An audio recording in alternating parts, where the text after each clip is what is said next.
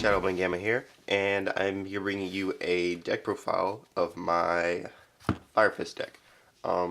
This is, when you see it, it's kind of a different Fire Fist deck. It's more of a budget build, but it's also kind of my version or take on it, with just tech cards that I like to keep the deck alive, and yeah, that's basically what it is. So I'm just going to go into the deck profile real quick, because everybody knows what Fire Fist does. I'll explain my tech choices, but besides that, nothing else really needs explanation. So enjoy the deck profile. Okay, guys. So for the monster lineup, we got 3 bear. He's needed. You always need 3 bear, no matter what type of firefish you're playing. He's the main one. He builds up out the way. You know what I'm saying? Triple dragon. He's the monster born. He gets you your traps. He's good. I play 2 gorilla because a lot of decks play back row this format, and the way I built the deck I don't use MSTs because I just like using gorilla off of it because it lowers the amount of fire formation cards on my back row, so I can actually use traps and other things to blow and get rid of stuff on their side of the field. Then I have 1 board because he's a floater, and yeah, he's good. That's it for the level 4 aspect of the deck. For the aspect, I run 1 spirit and triple leopard. I really like this compared to roosters, and here's why. Leopard is just, in my opinion, a lot better than rooster, because leopard can get you any spell and trap card anytime you need it. I mean, of course, leopard can, add monsters to your hand, which you already can do with Tinky. There's not really a problem getting monsters to your hand. It's just a problem getting fire formation cards to the field. So leopard is kind of answer to that. And spirit is another way to utilize leopard and deck thin, mostly. And also you can overlay with it to go into the brother or lion emperor in case you want to add things from your graveyard to your hand. And then I run a 2 reborn Tengu.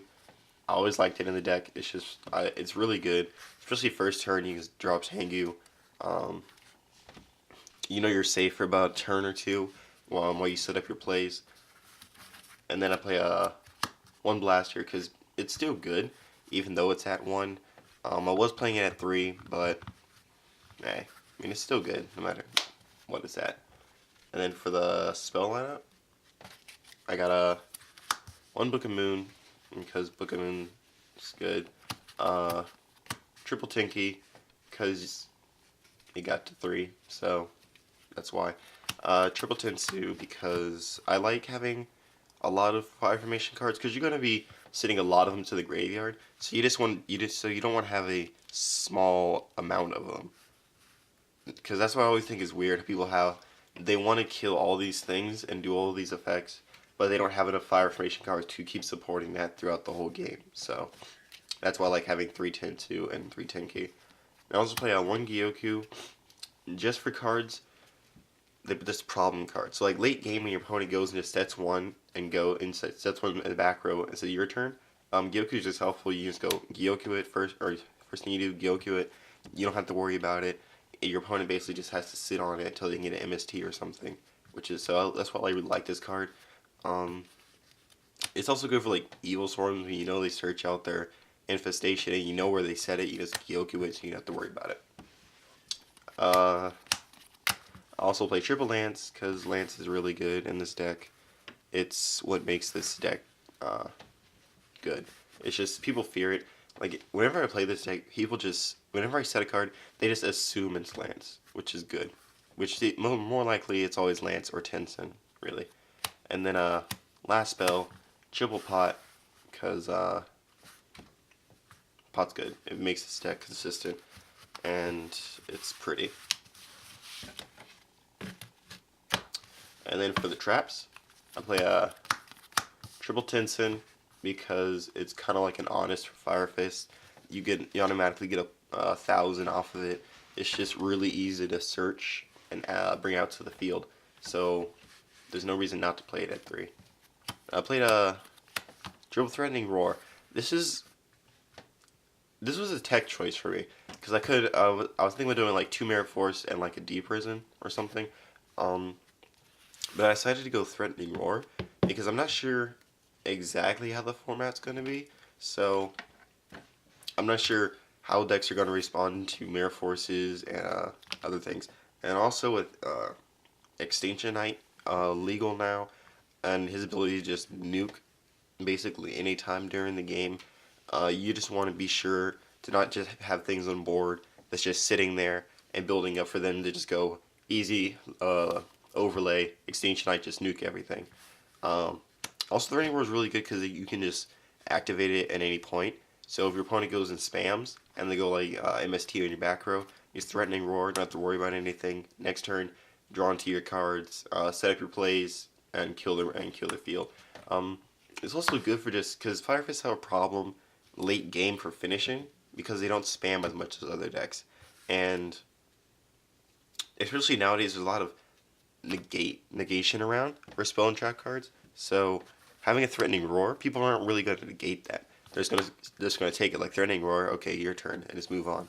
So that's why I also like to play it because you have the Mirror Force, they're gonna go like Dark Bribe. But you're like, okay, you can get a draw, but they still have all the monsters in the field, and they're about to just destroy you. So that's why I play a Threatening Roar. And I have a one Phoenix Chain, one Void Trap Hole, one Bottomless, and one Compulse. The reason the kind of like the trap negation is kind of small is mostly because of this and that. Because this just stops a lot of things from happening. Of course, the Threatening Roar does help. Just these cards just stop a lot of things from happening. Threatening Roar just stops you from beating over my monsters. Lance punishes you for attacking my monsters, and Tinson, same thing as Lance, just punishes you for attacking my monsters, or when I just have to attack over something that's big. So these three cards are the reason I don't really need Mirror Force as much in the deck.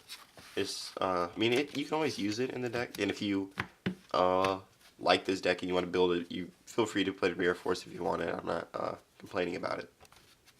And so for the extra deck, I run a one Lion Emperor just as an option to go into with the Spirit and Leopard, one Cowboy, one Abyss Dweller, one Mice Stroke, one Diamond Direwolf, one Black Ship, one Utopia, one Gem Knight Pearl, and then for Synchros, got a one Horse Prince, one Kieran, and one Crimson Blader. Because you're never sure what type of deck you're gonna run into. Because there's always those rogue decks that might utilize some high level monsters. Like you might run into like Frog or Frognarks or whatever. And Crimson Blader is just good. Kieran is just good for not necessarily stalling, but he's just good. Because you just go 2800 defense and just sit on it. And yeah. Yeah, guys, so that's my Fire Fist deck for the 2014 January format.